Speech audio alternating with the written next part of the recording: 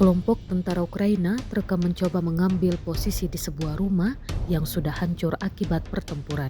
Namun upaya mereka tak bertahan lama setelah posisi tersebut segera menjadi sasaran serangan drone dan granat Rusia. Dalam rekaman yang diunggah di Telegram, Sabtu 30 Agustus 2025, terlihat sejumlah tentara Ukraina memasuki bangunan yang rusak parah untuk berlindung.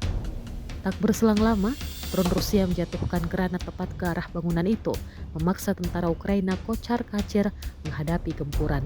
Serangan ini kembali menunjukkan intensitas tinggi pertempuran di garis depan, di mana penggunaan drone tempur menjadi senjata utama dalam perebutan posisi strategis.